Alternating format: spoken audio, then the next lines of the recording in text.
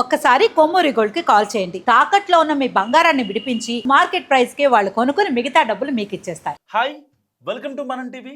మనం ఉన్నది మన కోసం. సంగారెడ్డి జిల్లా కొత్తూరు మండలం కోహిర్ వద్ద బస్సు ప్రమాదం జరిగింది. డాల్ఫిన్ బస్సు బాంబే నుంచి హైదరాబాద్ వస్తుండగా ఈరోజు తెల్లవారుజామున ఈ ప్రమాదం జరిగింది.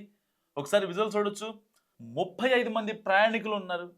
సో బస్సు పడిన విధానం ఒకసారి మనం గమనిస్తే అతి వేగంతో వచ్చి ఒక్కసారిగా అదుపు తప్పి బస్సు బోల్తా పడింది. ఈ ప్రమాదంలో బస్సులో ప్రయాణిస్తున్న 2 ప్రయాణికులకు గాయాలు కాగా మిగతా వారంతా ప్రాణాలతో బయటపడ్డారు. సమాచారం అందుకున్న వెంటనే పోలీసులు ఘటనా స్థలానికి చేరుకొని గాయపడిన వారిని సమీపంలోని హాస్పిటల్ తరలించారు. ప్రస్తుతం అయితే గాయపడిన వారి పరిస్థితి నిలకడగా అయితే ఉంది. అండ్ ప్రమాదం జరిగిన సమయంలో ఈరోజు మార్నింగ్ ఆ బస్సులో ప్రయాణిస్తున్నవారు బాంబే నుంచి హైదరాబాద్ వస్తున్నవారు మొత్తం 31 మంది. సో పెను ప్రమాదం తప్పడంతో ప్రయాణికులంతా ఊపిరి పీల్చుకున్నారు. ప్రమాదానికి ఓవర్ స్పీడ్ కారణమని పోలీసులు అయితే ప్రాథమికంగా నిర్ధారించారు. సో ఈ ఘటనపై కేసు నమోదు చేసుకున్న పోలీసులు దర్యాప్తు చేస్తున్నారు. ఏదేమైనప్పటికీ ఈ ప్రైవేట్ ట్రావెల్స్ బస్సుల అరాచకాలు అన్నీ ఇన్ని కావు. ఎంతమంది చనిపోయారు ఉంటారు అని బాధపడుతూ ఉంటారనమాట చూసిన వాళ్ళు.